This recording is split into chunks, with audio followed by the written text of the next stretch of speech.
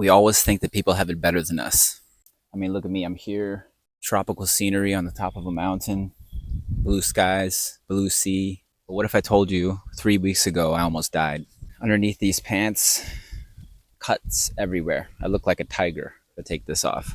I got hit by a drunk driver, knocked out unconscious on the road, and I messed up my knee badly. Couldn't walk for 2 weeks. And I'm a dance teacher, so that was a big problem. When I got into that crash, I thought, everything that I had planned, or everything I'd planned for dancing for that year was basically gone in an instant. And I just started looking at everybody else's life and comparing. But I remained calm because I remember a story that happened to me when I was younger.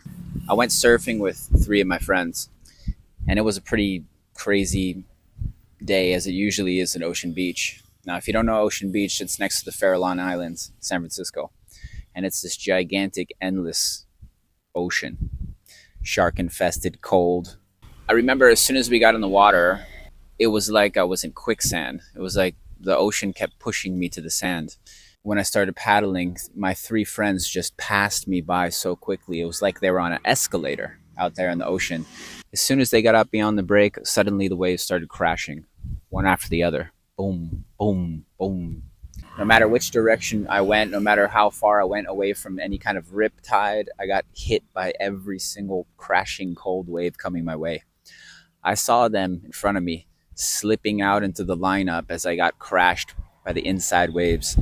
When you're paddling at a beach, especially Ocean Beach, when there's not that many surfers, it literally looks like you're paddling out into the middle of nowhere.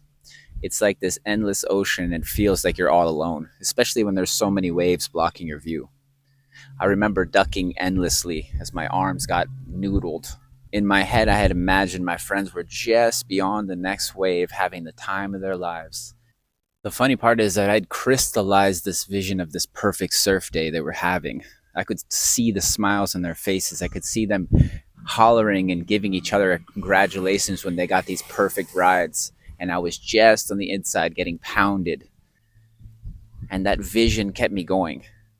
I ducked and I paddled and I ducked and I paddled, unable to get there, unable to reach that perfect day of surfing that I imagined they were having. After 45 minutes of paddling, after endless wave on the head, I finally decided, you know what? I can't do this anymore. And I turned around and went back to the beach. And to my surprise, my friends were sitting there. They told me that just 5 minutes after they passed by me, they got hit by 1,000 waves and went in. They couldn't make it to the outside. So the whole time I was actually paddling out to sea by myself, completely alone, imagining that they were having this best day of their lives, when in reality they were back on the beach sitting down waiting for me. It just goes to show you, everything looks good from a distance. You might see people passing you by in life, but in reality they might be behind you. Me, I know my knee's going to heal and I know I'm going to be dancing again. But this time, I'm going to take my time to recover. I'm going to let life move at the pace it was supposed to be. I'm not going to force anything. I'm not going to assume that everybody has it better, because they probably don't.